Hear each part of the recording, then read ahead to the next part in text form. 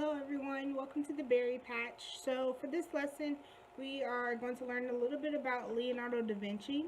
So I have this awesome handout here, and it tells you a little bit about his life and kind of sums it up for you.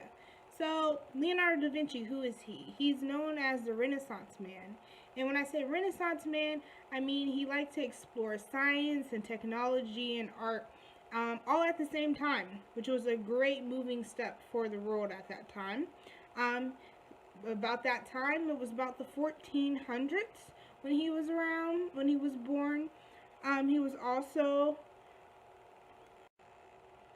born around the 1400s. He explored lots of different sciences, lots of different arts, and he was actually the beginning of learning how to merge the two. A huge part of what he did also was religion. Religion was a huge part. He was known as the having this iconic style, which meant he was a painter that likes to focus on religion behind the paintings rather than just something that has to do with the art world. So he has a huge connection to our school and a huge connection to my heart. He was also one of the first men that tried to map out the human body. So no one else really tried to make things look really realistic, but he wanted to make sure things could be as accurate as possible so that they looked really real. So moving on to our assignment. So what I'm asking for you to do is I want you to basically go outside, find a leaf, and I want you to carefully look at it, all the different details, all the different veins, all the different stems, and I want you to pay attention to the shape as well. And what we're going to do is we're going to actually try to draw it and color it in as much detail as possible.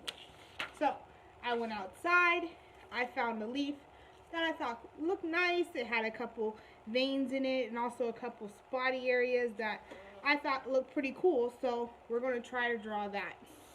So I have a blank sheet of paper. I could have just drawn it on there, but I'm going to use a blank sheet of paper. I'm going to keep my leaf next to me so I can see my leaf at all times. Now, if you want to start, you can start by tracing the leaf. So you can put the leaf directly on your paper and actually trace around it. Now, it doesn't have to be a perfect trace, and you want to do it a little bit light too, just because you never know if you might see something that you really don't like, or there's some areas that you might want to change, so you want to keep it nice and light. So even as I go around it, I also want to make sure I'm holding on to that leaf so it doesn't move positions. Okay, so just trace around it, only if you want to. If you want to go ahead and get started on it, that's totally fine as well, but I like to keep things a little bit more accurate, so that's why I like to trace around my image. Alright, so I got that general shape of my leaf. So next what I'm going to start doing is I'm actually going to start coloring it. Now when I color it, I'm actually going to use color pencils. Why? Because there's a lot of blending that I feel like I want to do, and to do that, my best tool will actually be using colored pencils.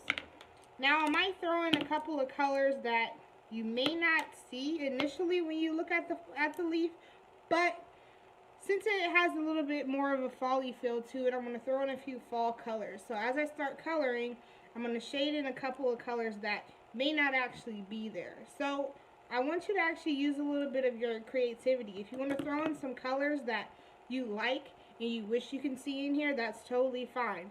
But the main things I'm focusing on is the veins, the actual veins that are going throughout this leaf, as well as the spotty areas. So those are the areas I really want you to focus on. But everything else, you can work with the color how you want to. So we're going to get started with coloring, and hopefully it comes out great.